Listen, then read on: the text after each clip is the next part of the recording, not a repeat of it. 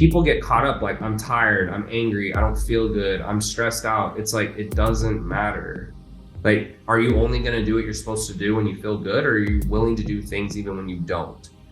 And that's what I think is the difference between successful people, ultra successful, and everybody else. Makes sense. So I've been like following a journey for quite some time. Like I remember maybe it was like a year and a half ago, 2 years, I would keep seeing your ads just pop up again and again and again.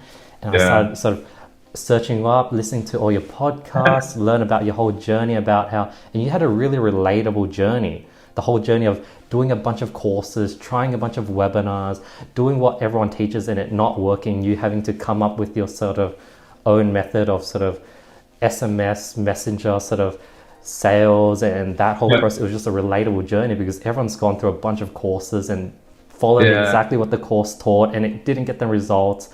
And it was just such a crazy journey you've been through. Yeah, no, it's definitely been crazy, but looking back, it's been worth it for sure. But it's been crazy. How many years in are you now into entrepreneurship and business? So I say it's 5 because I didn't really start making money till I was 25. I started trying, or I guess I started learning. I don't think I was really trying to make money, but I was learning about business around like 23.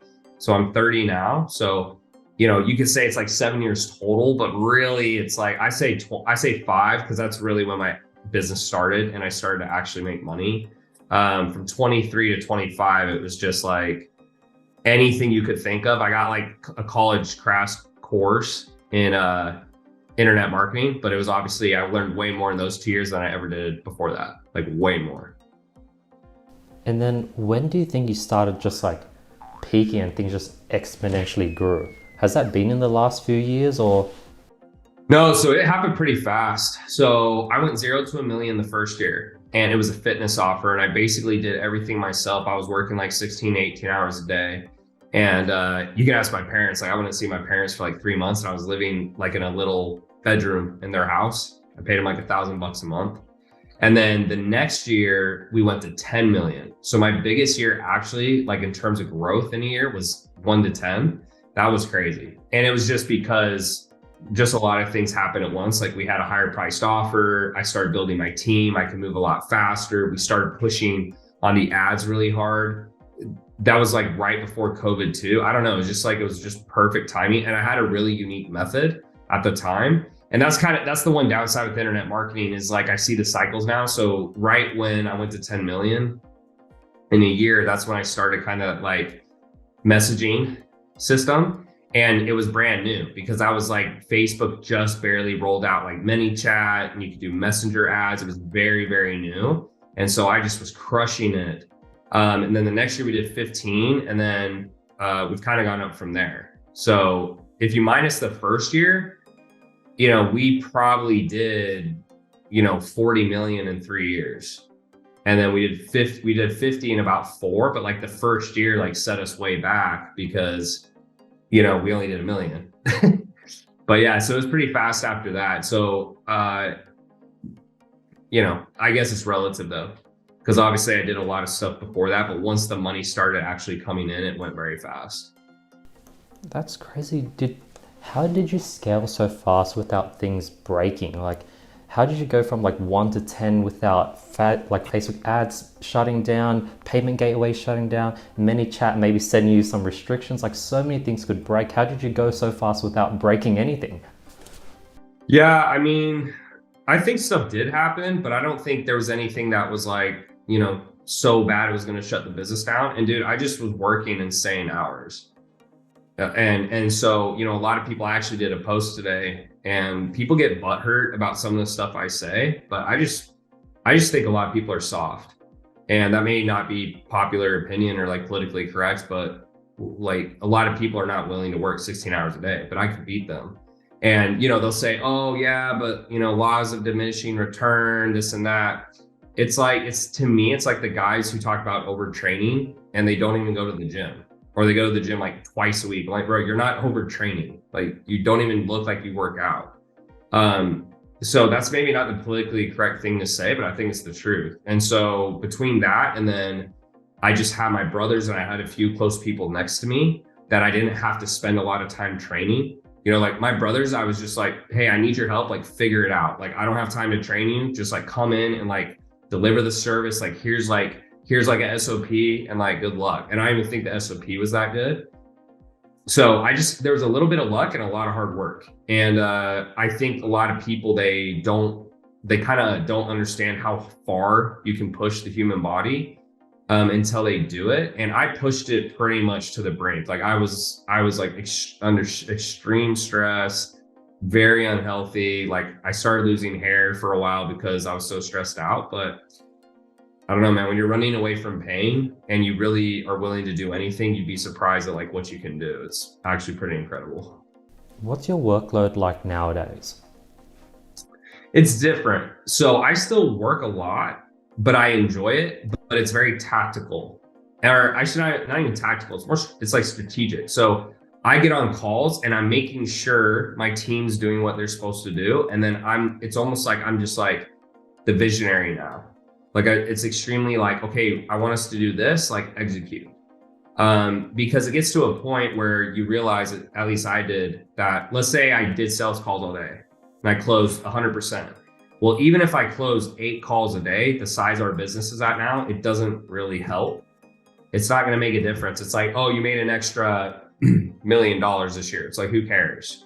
Like it's irrelevant. So a lot of my time now is building the team. I do interviews. I'll do strategic like preparations or like, hey, let's do this, let's do that. I'm now making a huge push for my personal brand. So like today I spent like 4 hours doing YouTube homework I was given.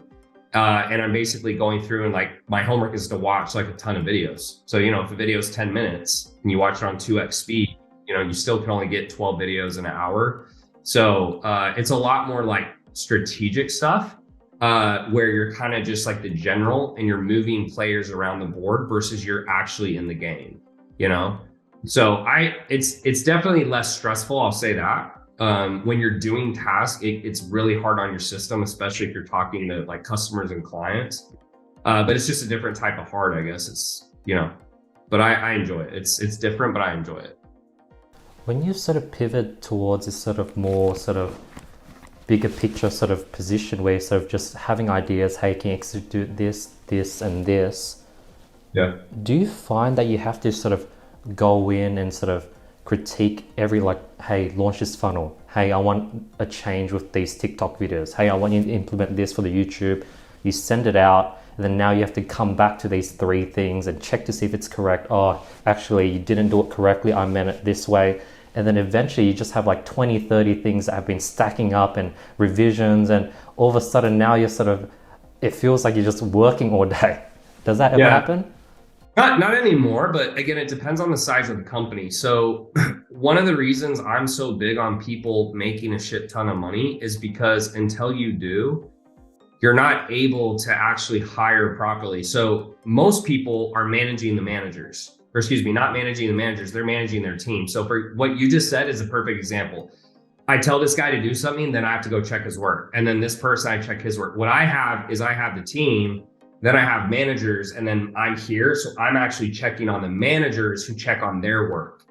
So I only talk to one person, maybe 2, depending on how many managers, and then the managers do it. So I basically say, hey, why is this not done? Go fix it. And then they do it. So it's a lot faster conversation and it saves you a lot of time, but you got to be making a lot of money because if you're not, you can't pay all those people. And that's where I think a lot of entrepreneurs fail is they basically become self-employed because they never grow the revenue big enough to actually hire a really good team. And it's expensive. If you want top talent and you want them to work hard, you know, I did a Facebook post today and I said, you know, if someone gets on a call and they say they want life-work balance, I'll just end the interview. And everyone's like, oh, that's, you shouldn't do that, blah, blah, blah.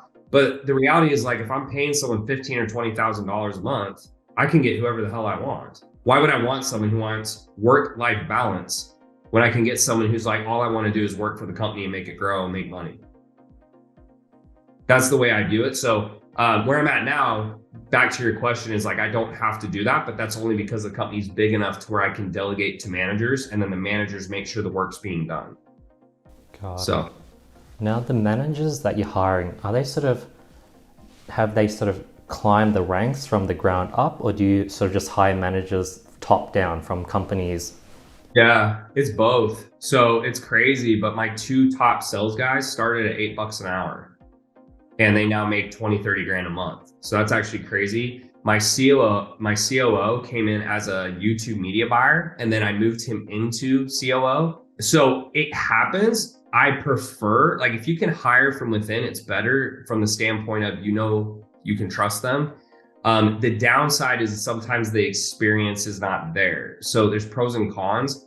For some positions now, I will find experience. So like, if I'm going to find a media buyer now, I'll go out and find someone who's been media buying for 5 to 6 years. I don't want to train someone how to do it because it's a huge time suck and a time waste. But some positions, like a setter, like I'd rather have a setter who's worked in my company and promote them because they understand my system. If I bring someone in who's been a setter, but they don't understand my system, it could slow us down. So hopefully that kind of makes sense. So it's a both, but I'll put it this way. When you hire, you want to hire for two things: culture fit and then experience. So I'll take a culture fit over experience, meaning they have the right attitude and the right values. But in a perfect world, the best people on your team are a culture fit and they have experience.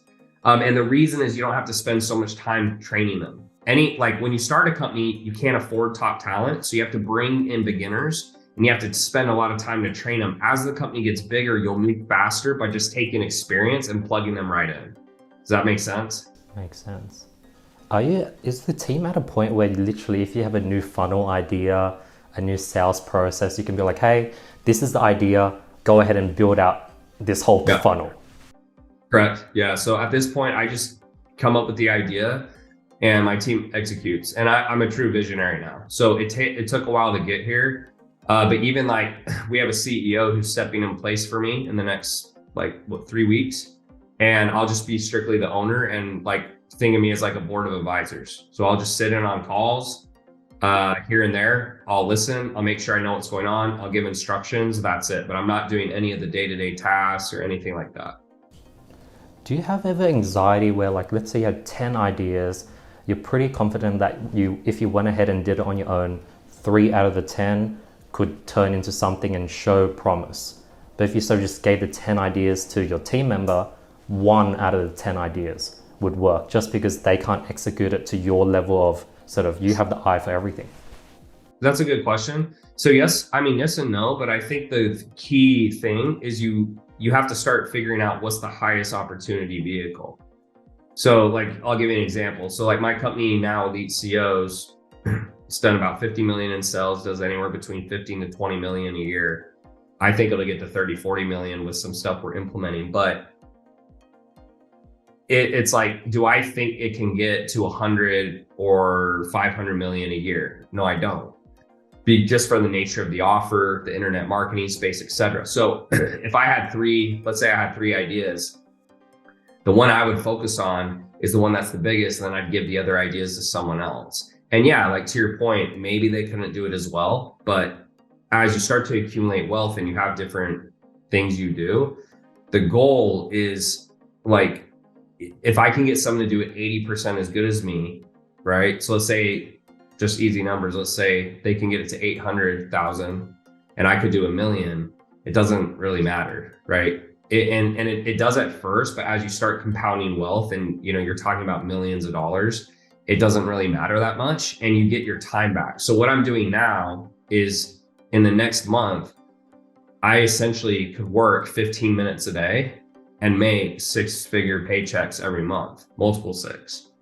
So for me, it's I have all my time back. I can spend it any way I want on the next business and I still make multiple 6 figures a month. That's best case scenario. So I have a cash flow business.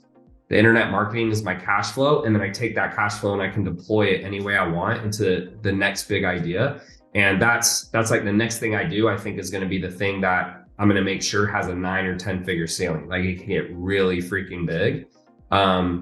So to your question, yes, but you just have to focus on the biggest vehicle. And that's what took me a long time because incrementally in internet marketing, once you kind of get past 8 figures, you have to put in so much more effort for such a little bit more of a reward. So like to go from like 15 to 17 million or 17 to 20 million, once you're doing those kinds of numbers, it doesn't really matter. But if I could get in a vehicle that can go from 15 to 150 million, well, that's a better use of my time than putting my time into this other idea that has a smaller ceiling. That's kind of how I view it now. In the internet marketing space, do things always break? Like, is Facebook always trying to squeeze your margin and eventually the numbers no longer work as, I don't know, CPMs increase or sort of people get used to that funnel, or more people, more competitors come in and you're constantly having to rebuild it every 6 months? Is that a thing? Yeah, so think of it this way. This is like, I've actually seen this cycle because I've been in it 5 years. So when I came into the space in coaching, every competitor I've had, so year 1 to now, every competitor I had is gone except one. Every single one that's doing significant amounts of money. So let's say $1 million a month, right? Because there's other people, but it's like they're not doing as big enough revenue. So what happens is eventually with internet marketing, to get an advantage, because it's similar structures like coaching, right? Like no matter what you do, it's to an extent, it's going to be similar. So what happens is the way you get an advantage in the coaching space or internet marketing is you have a unique mechanism. So check out what I did. I came in, ManyChat came out, and as soon as it came out, I went 1 to 10 million in a year because no one was teaching that process. At least I didn't see it. Like I really didn't see anyone else doing it. What happens, those internet marketers, after 1 to 2 years, they all start copying each other. And so what happens is once they copy, the only way to get more market share again is you have to innovate. But then it's like whatever you innovate into next usually isn't as good as the first thing, right? Because the first thing you did is what got you so big. So it gets harder and harder to grow because by nature, it's an easier vehicle to get into, right? Like it's not like tech. Like you don't have to build anything. It's like, if you want to start a coaching business tomorrow, you could do it. So everyone copies each other, and then it gets harder and harder to get market share. And then what happens is typically, and you even saw me with this, I was only doing trainers. And then to get more market share, I had to go into general. And then basically you just have all these general business coaches competing with each other. And so it makes it harder and harder to scale. And that's why there's like a ceiling. And you don't see a lot of internet marketing companies, like especially like coaching type offers, that get past 2 million a month, and very rarely 3. It's just the nature of the offer. But you'll see tech companies, or you'll see direct to consumer brands get way bigger all the time because just the nature of what it is. The other thing with internet marketing is just, it does have a little bit of a negative connotation, right? So people are like, oh, it's kind of scammy. Oh, like, am I going to get what I paid for? When someone orders Uber, or they buy Chipotle, they're not worried they're going to get scammed. They're just like, I'm paying for a product. The value is obvious. So unfortunately, just because one of the benefits of business is there's very low barrier to entry, but one of the cons is when there's low barrier to entry, you get a lot of bad people. And so it's the 80-20 rule. So if 80% of the coaches are bad or not good, then a lot of people are going to start feeling that way overall. So there's just a lot of things that work against you. And that's why, as I've matured and gotten older and I've been in this space a long time, I've realized, like, for me to get to the next level that I want to go to, it makes more sense for me to put in management and step out than to keep trying to get a little bit more profit every year, because that's not going to get me to 9 or 10 figures. That's just my personal opinion. Got it. Yeah, because that's one thing I've noticed, like over the last 4 to 5 years, one of the things I spent a whole year, I think maybe it was like 2021, trying to figure out was cold traffic. It was just so hard. I could not crack. Like I gave up. I got burnt out. Like I had appointment setters, salespeople, had a phone call funnel. We collected phone numbers, $5 a phone number, 400 phone numbers, maybe 80 would pick up. Out of 80, 20 is qualified. Out of 28 would show up to the sales call, and we'll maybe close 1 or 2, and things just kept breaking. It was so difficult. And I think hard. You're the only one, like you and Grant Cardone are like the only guys that are still advertising cold traffic, just reaching everyone, like Ty Lopez, Sam Ovens, like all the big guys, like they've sort of gone off. Like it just wasn't profitable for them. Like, how did you survive this long, and how are you still running ads? Yeah, so I don't know. I wouldn't say it's not profitable for them. Like Sam Ovens really kind of just pivoted. So he doesn't sell as much. He's really focused on school, which is his software play, which I just think he thinks it has a higher ceiling. Ty Lopez is doing a bunch of stuff, so I can't really speak for him. But I mean, for me personally, it just comes down to like your follow-up processes have to be really good, really good.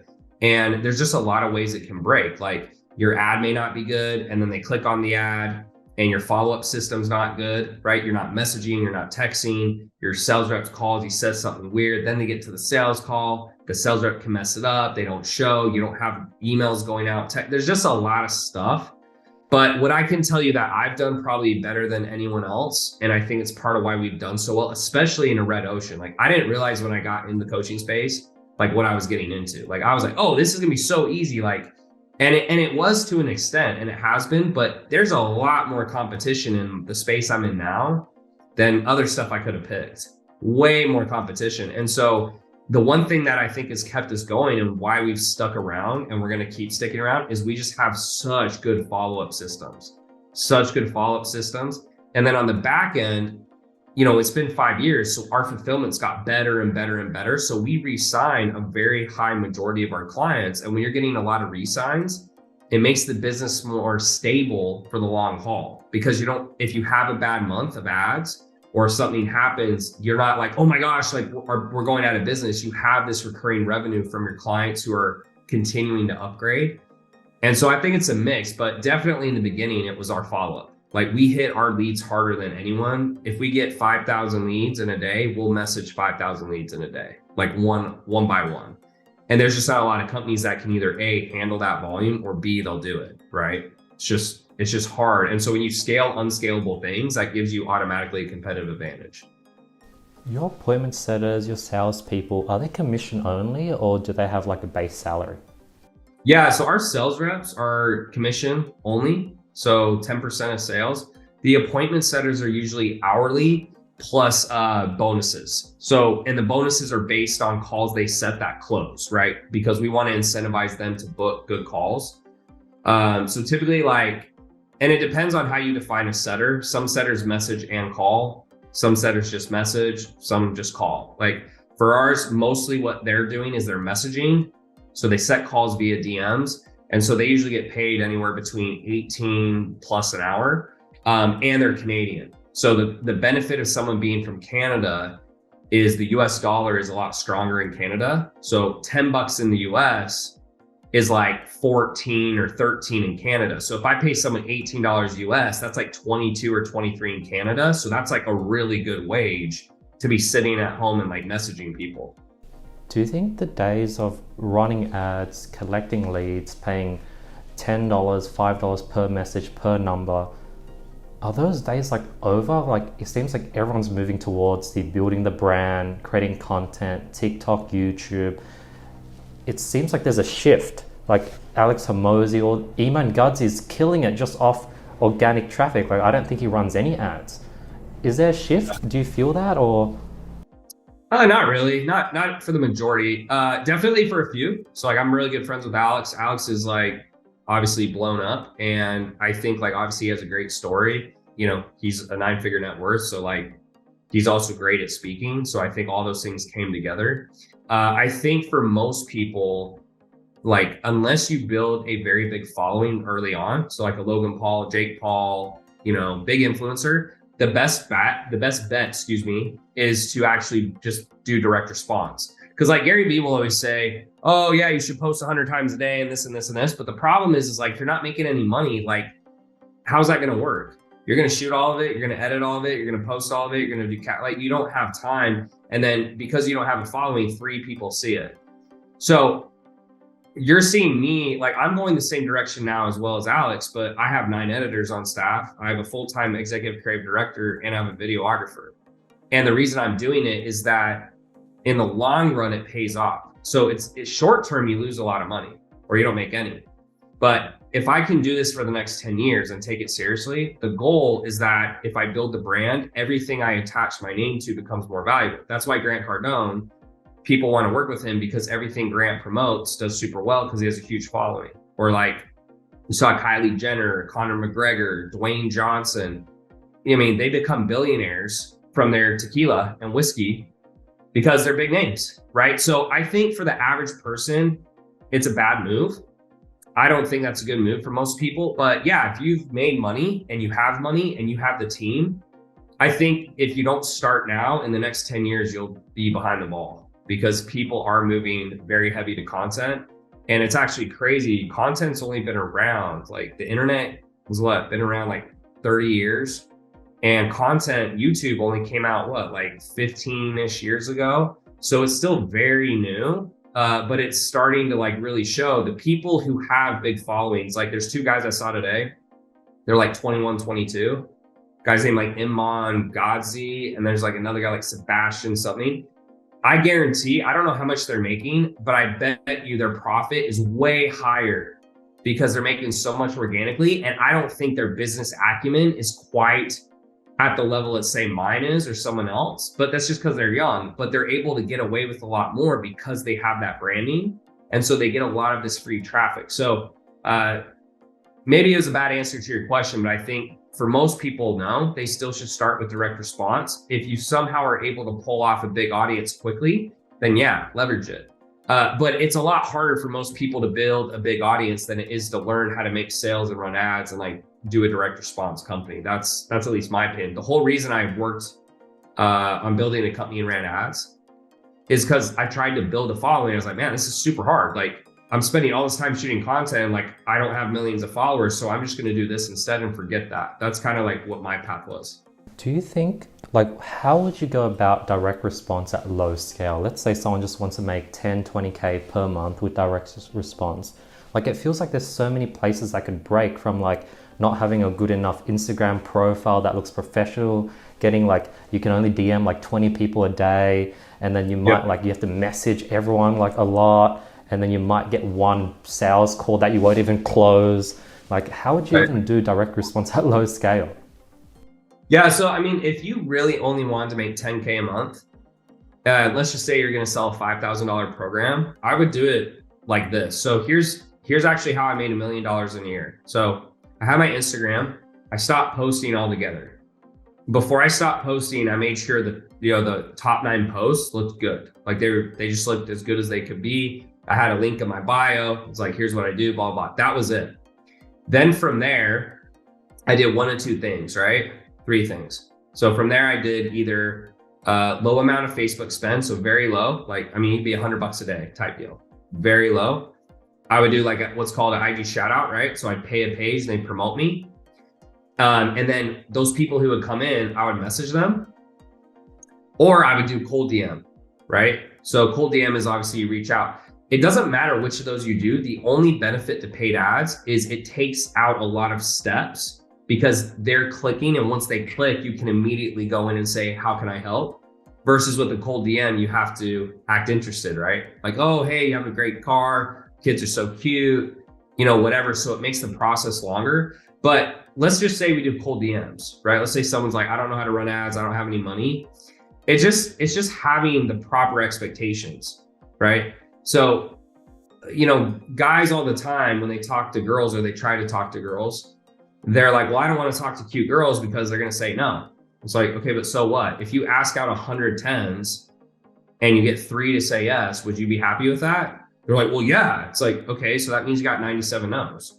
So if you're reaching out cold DM, understand that if you have good skill, you'll probably send out 100 messages, 30 will see it, okay? Maybe you'll book, 10 calls, maybe 5 to 10 calls, maybe less, probably like 3 to 5. You'll close 1. And that's if you're good, right? Because just a lot of people don't see it. So let's say you suck. Well, the problem is a lot of people do suck. So when they send 100 messages, 30 see it, but then they only book 1 call, but you need 5 calls to make a sale. So they have to send 5 times the amount of messages and they're not willing to. But like, to be quite frank, it's not that hard. Like if I spent 5 hours a day and each hour I sent 20 messages, that's 100 a day. That's 700 a week. That's almost 3,000 a month. Do you think you can make 10 grand? Probably.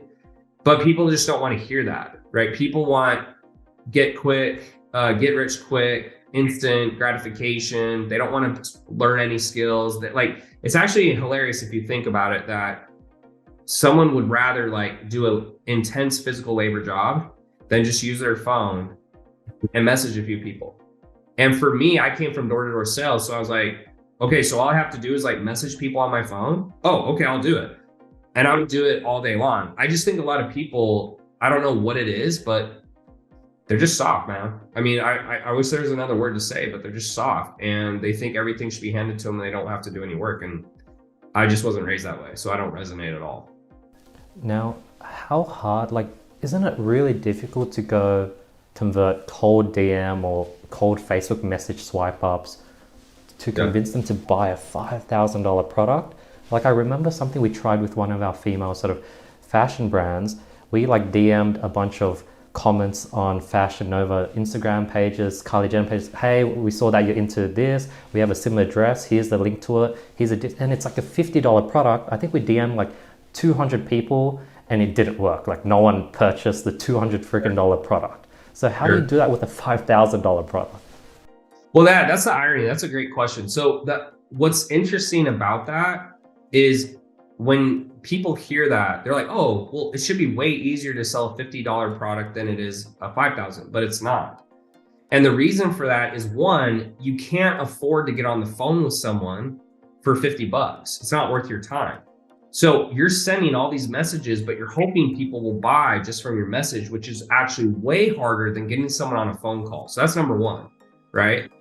Once you get someone on a phone call, it's a lot easier to fight their objections. And then it's easier to sell a higher price package because there's more perceived value. So it's weird, but if you spend an hour on the phone with someone and you charge $5,000, the perceived value is much higher to them than if it's $50. Like if you got on the phone with someone for an hour for $50, they probably think you're weird. They're like, well, wait, like, why are you spending so much time trying to sell me this? So it's just a simple fact. One is if you can get someone on the phone, it's far easier. And then two, because it's a higher price package, you don't have to sell as many. And so, one $5,000 deal, you're there, like you're at your goal, versus with that $50 dress you were trying to sell, you have to sell literally like 100 of them to even feel like you made any money.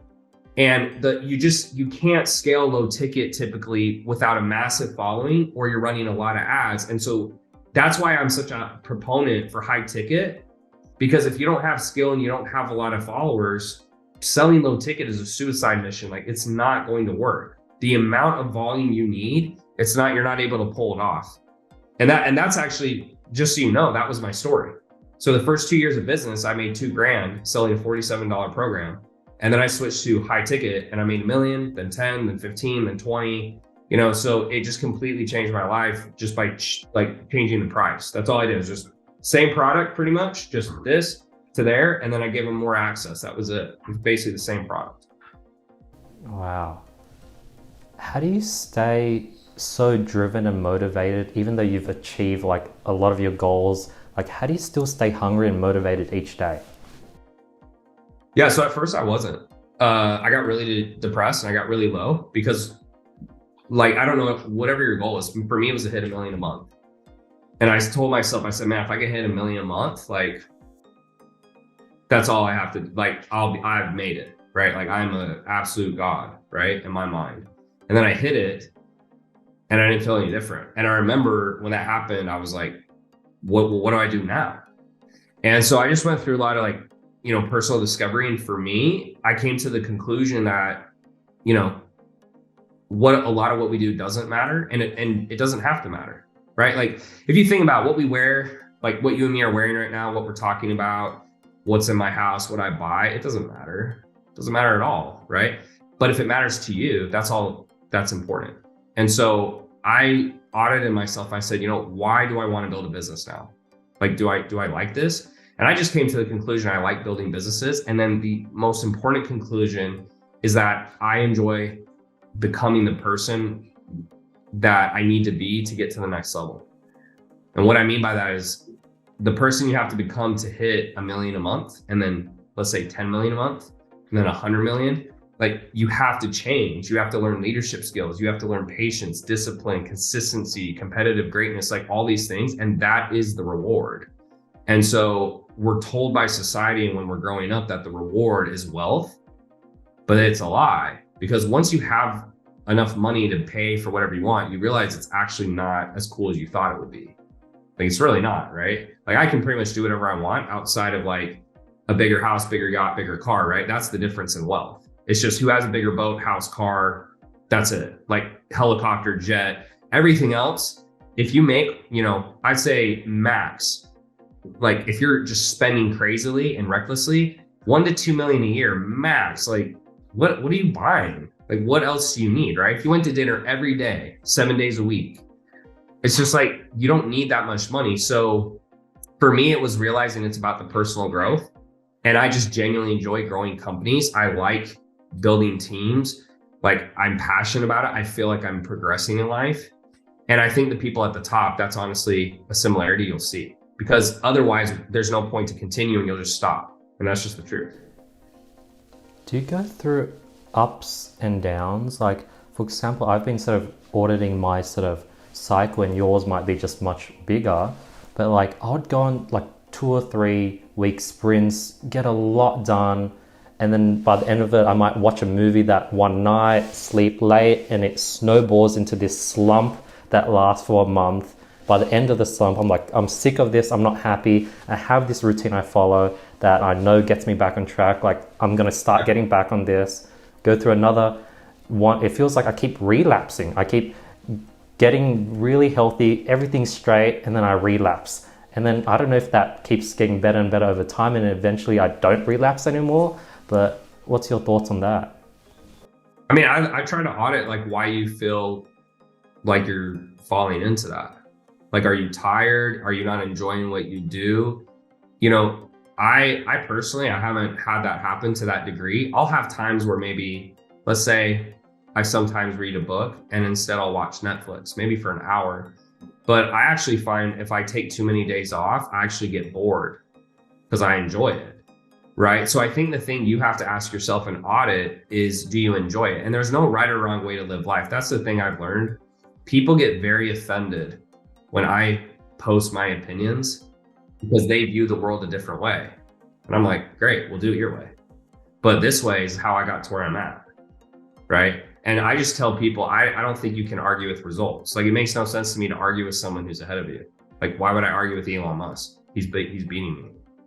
So if he says something to me, it's like, you should listen and shut up, right? So I just think, going back to what you said though, is like, it's not right or wrong what you're doing.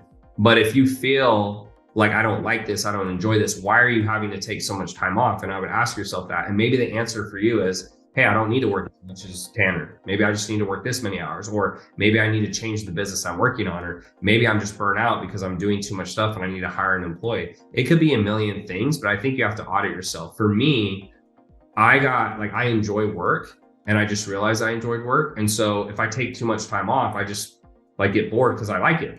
Like, I genuinely do. And I just became okay with that. Because at first, people, they'll look at you and they'll say you're weird, right? They'll say like, oh, well, like, why can't you take time off? Like, why can't you go out, this and that? But to the same degree, it's not right for me to tell you like, well, like, what's wrong with you? Like, why can't you work longer? Why do you need so much time off? So I just think it's a personal thing. You just have to audit it and just be super honest with yourself, and don't compare yourself to anyone else. Because dude, at the end of the day, it just doesn't matter. Like, no one cares how much money you make or don't make, or like what you accomplish. Betty White is a great example because she died recently. No one talks about her anymore, right? Nobody. And no one's going to talk about you after you die either. And so I think that's a comforting feeling, to just live your life the way you want to live it, with no judgment, and don't care, and not caring what anyone else says. That's just my 2 cents. I think on that topic, I am going through this sort of crust where it's weird. Like, over the last 2-3 years, I did the whole affirmation booklets, all the things I wanted. I wanted to build this massive company. I would constantly be listening to Elon Musk interviews, Bill Gates interviews, and I was just in that space. And I was like, dude, like, I want to hit it big in this one lifetime I have. And then as I'm realizing that I'm just losing this motivation and drive, I was like, did this exercise. So I was like, if I have 1 day left, what will I do with that 1 day? If I had 1 week, 1 month, 1 year. And in like if I had 1 year left, I'd be traveling the world, filming content, sharing positivity. Like I'd be just traveling and exploring, and that's what I love doing. And all of a sudden I'm like a bit confused because this whole time I've been brainwashing myself to just be consistent, read every night, build this big company, sort of just small steps every day, consulting, do whatever I'm doing. But when I did that exercise, it just gave me a complete opposite answer. Then I think you should do it. That's the thing. Like I think like you just answered your question. The only reason, if you think about it, outside of enjoyment is to make sure you can pay your bills, right? So the only reason you would do more work to make more money if you didn't enjoy it was because you wanted to get to a certain threshold of income. But once you get there, there's no point. Like I just had a friend who was making a ton of money. He shut his business down and he moved across the world and he wants to DJ. I mean, dude, I'm not going to personally do that. Like I like music, but I'm not going to ever stop running companies. But that was for him. And that was just him auditing himself and saying, you know what? I've made enough money. I don't care about making more. I don't need to have a big team. I don't care about that. I just want to live my life and travel. And so for you, if that's the goal, as long as you can make enough to where you feel comfortable, that's probably what you should do. Because the thing is, you have to understand, like, think about when you're 80 and you're about to die. Like, no one's going to care how much you make. In fact, I've had conversations with people who are like, yo, how much money have you done? And I was like, oh, I've done about 50 million in the last 4 years. And they're like, cool. And then they ask me another question. I'm like, bro, like, aren't you impressed? Aren't you impressed with me? Right? But no one cares. It's just we think people care. Right. And so that's the other thing is I've gotten in a much better place once I realized, I said, you know what, I don't need other people's approval. I actually like this. I enjoy it. I do get competitive, right? So my team, or if someone says something to me, I will get competitive and I'm like, I'll show you I can do this type deal. But at the end of the day, that's not the main driving factor anymore. It's because I just genuinely enjoy growing companies. I enjoy the personal growth and that gives me satisfaction. And I feel like the stuff I do like to do, I can do in moderation while I do it, right? But if you're feeling called to like travel the world and do content and build a YouTube channel or whatever it is you want to do, at the end of the day, you'll be grateful if you just take the risk and jump and do it. Because when you're 80, you're not going to care. You know, you're not going to look back and say, man, I'm so glad I built that company I fucking hated. You're just going to be glad, hey, I'm glad I took that opportunity. And even if it doesn't work out, that's not the point. That's the other thing. People live in fear and they think that's the point. If I try to build $1 billion company and I fail, it does not matter because the whole point was the journey between where I am and where I was trying to go. It's not getting to $1 billion because you're not going to feel any different, right? So for you, it's the same thing. Like if your goal is to travel the world, let's say you're worried about, oh, like, is it going to work? Like, can I monetize it? Whatever. It doesn't matter because the journey is like where you're going to feel all the fulfillment and the growth. It's not the destination. And it sounds cliche, but I can just tell you from personal experience now, I used to be the guy when people said that stuff. I was like, oh yeah, you're just broke. That's why you said that. Shut up. You're poor. You're old. Like whatever I would say. And now that I'm kind of on the other side, it's like, there's a lot more wisdom in those words. Two things I want to get your thoughts on. Yeah. Cause like, I don't know if it's just the brainwashing I did on myself or everything I'm surrounded by, but like 2-3 years ago, I was like pretty confident that like in the next 60 years, I could build $1 billion company if I just kept at it and didn't give up. Yeah. And then now, I don't know if it's because I'm going through a slump, maybe I just haven't gotten enough sleep over the last 2 weeks, but I'm just like, I don't know if that's what I really want to do. Like there isn't enough motivation or drive to push me. Like if I had to achieve that goal, I'd be eating glass every day. I'd be really pushing and forcing myself to make that happen because I know I think I have what it takes to achieve it, but I don't know if it'll be fun. Then the second part is, do you have like different mindsets when you're sort of like, let's say you have lack of sleep for 2 weeks versus you've had a lot of sleep over 2 weeks. Are there two sides of you where you're like, I want to be a billionaire? No, not really, because it's a mindset thing? It's a good question. Yeah, so the first one again is, I think the richest people on earth enjoy what they do.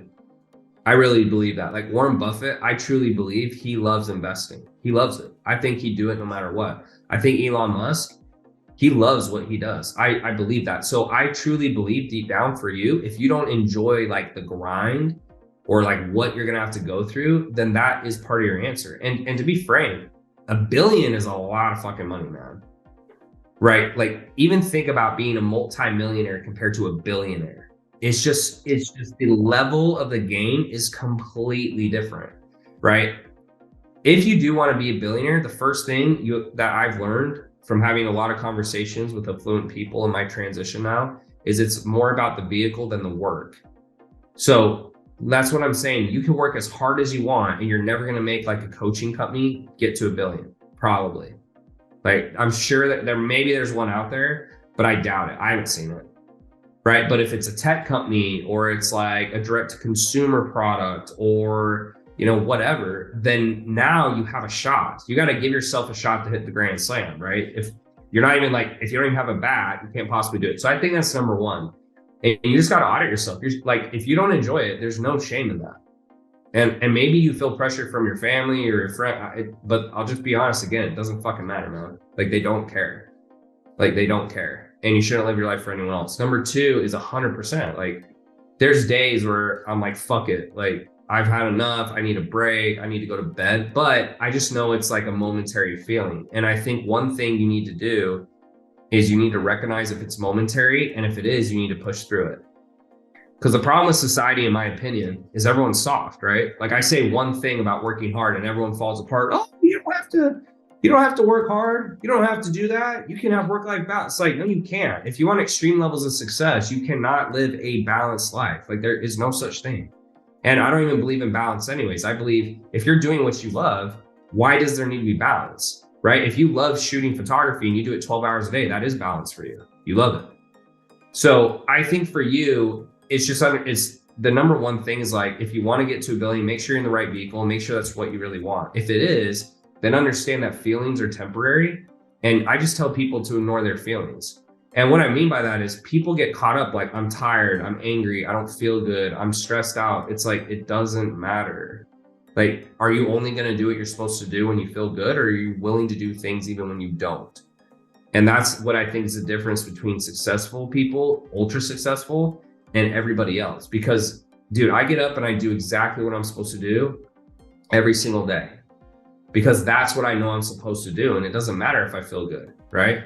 Like, let's say we had this podcast scheduled and I'm like, oh, I'm kind of tired. I had a long day. I got up at 4:30. I'm just going to cancel. It just, if you're going to keep doing that throughout your life, the human brain is very powerful and it looks for patterns. And so when you do something, it goes, oh, when that happens, he does this, so it's okay. I'm going to do it again. And so I just think, just like you have to, like good habits form, bad habits can form as well. And so I don't even care how I feel. It's irrelevant. And that's why I think the problem is with human society is they think it matters how they feel and it does not. And it's irrelevant and you should ignore it. And some people will say, again, like I say some stuff that's politically incorrect, but I don't give a fuck. That's how I feel. And I think that's why some people don't get to where they're at. They look at me and they say, oh, you got lucky or this or that. It's like, no, I didn't. Like I did what I was supposed to do every day for 7 years and you didn't. That's where you are and I'm where I'm at. And it's not to say I'm better or they're worse, anything like that. I just think when you have goals, the goal doesn't care how you feel. You either do what's required or you don't. And I'm just like, I don't know, there's just a fire inside me that like, I want to be the best I can be. And so I do what I'm supposed to do every single day. And when you do that long enough, you can't lose, bro. And so to go back to what you said, if you stick with something long enough, you could be a billionaire if you're willing to sacrifice what it takes, but you have to decide if it's worth that because it is a sacrifice. You just have to decide if the sacrifice is worth it. And it may not be worth it. And there's no shame in that. There's 500 billionaires on earth. You don't have to be one to have a good life. So those are great questions. Those are my thoughts. All those ultra successful people, do they go through momentary downs where they're like, maybe I should just pack it up and just live the rest of my life happy, but they all push through it? Or do they just not have that? I think everyone has that moment. 100%. It's actually funny you brought him up. So again, I'm friends with Alex Hormozy, and when he was building Gym Launch, I remember he got to a point, he's like, bro, I'm taking home $1 million plus a month. You know, like what's the point of me even trying anymore? Like I really don't have motivation. And I just think you have to really audit yourself. Like, I think everyone has moments of doubt, insecurity, fear, but you just have to really audit like how you feel and what's important to you. And it's okay if you don't know at first. Like he told me it took him like 2 years to figure out he wanted to do acquisition.com. So you don't have to, like, if you're feeling you're uncertain, you don't have to figure it out today or next week or next month. Maybe it takes you a year, maybe it takes you 2, maybe it takes you longer. But I think eventually with enough maturity and like understanding, you will figure it out and you will know. For me, it took me 2 years. So you have to understand, after I was doing $1 million a month, I basically lost all motivation for a while. I was like, what does it matter if I make 2 million or 3 million or 4 million or 5? It doesn't matter.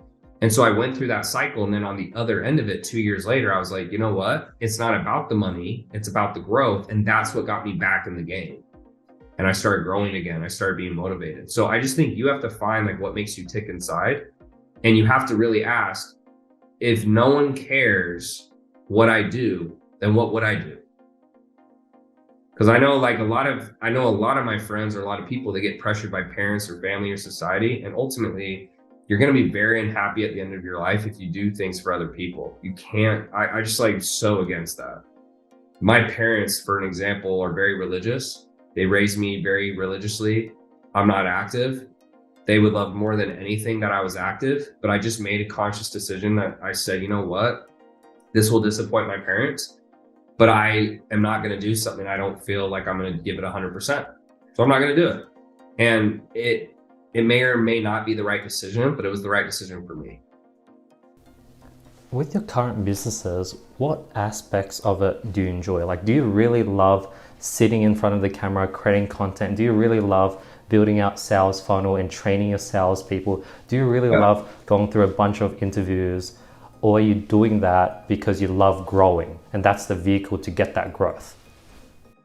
Yeah, I think there's a lot of shit I do that I don't like, but it's just part of it, right? It's part of the game. I love the growth, but the growth, to get growth, you have to do interviews, you have to train, you have to do content. Like, even content's new to me. If you look at like the last 5 years, I haven't really done a lot of content. I mean, most of the stuff I do, it's very like, buy my shit, buy my shit, buy my shit. Now it's kind of changing. Like, I would never have done this. If you had asked me like a couple of years ago, even a year ago, I would have told you no, probably 100%, right? But it's changing. And so why am I changing? Because that's what's going to get me to my next goal. So I don't enjoy everything I do, but it's like working out. It's delayed gratification. I work out because I like the result, not because I enjoy going to the gym at 5 a.m. And a lot of people are so tied to short-term gratification, right? And they can't control their impulses, which is why they're not successful. It's like, you just have to have impulse control.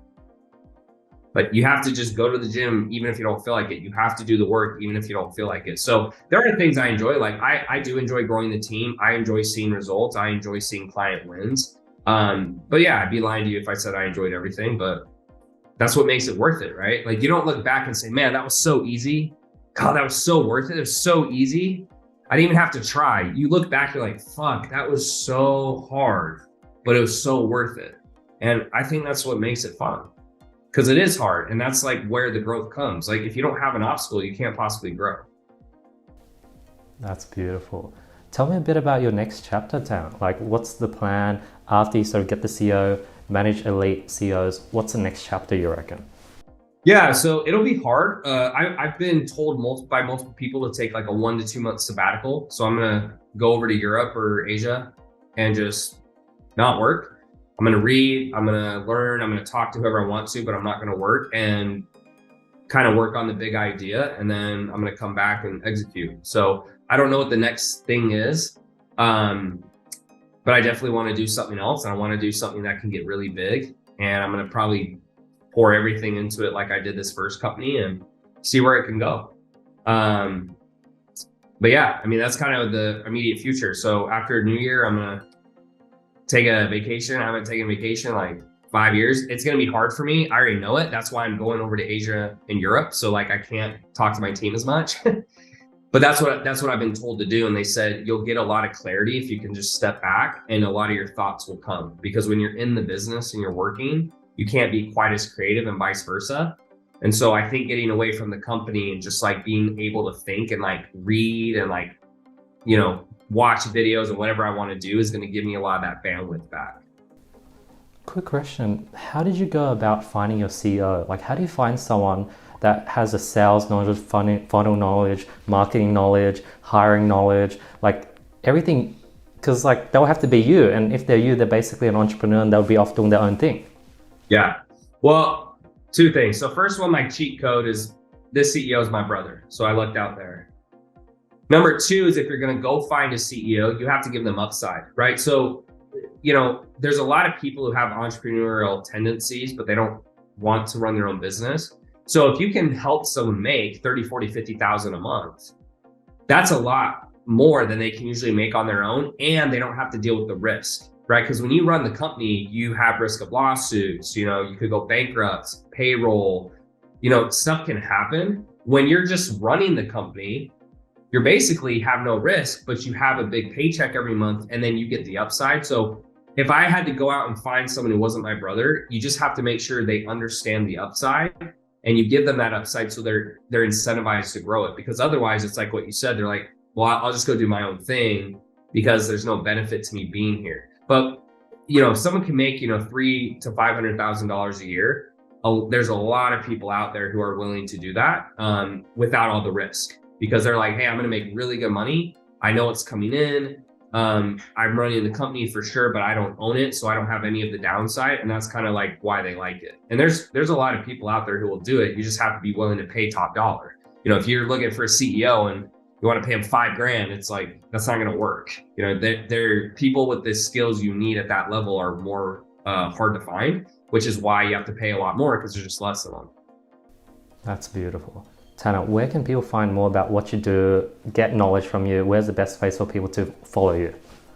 Yeah, YouTube would be great. I'm really trying to go hard on YouTube. I spent like 4 or 5 hours today, like part of my YouTube homework. So YouTube would be great, man. I'm really gonna try this next year to put my heart and soul into my content. The last 5 years, I haven't really tried hard. I've just kind of put stuff out, but I really want to kind of change that. That's why I'm doing more podcasts and interviews and things of that nature. So YouTube would be great. And then feel free to tell me if my videos suck and what I need to do better, because I'm all about that. Thank you so much for your time today, Tanner. I really appreciate it. I just love how real, raw you are, straight to the point. You're able to cut through the BS. You're able to sort of, and you're just yourself. You're just chill, and I just love that about you. Thanks, man. I appreciate it. And hopefully it helps someone. And there's no other way to be than yourself. You just speak your truth and people will like you or hate you, but that's all that matters. Thank you so much, Tanner. If you guys made it this far, I really appreciate it. I want to thank you if you guys watched till the end.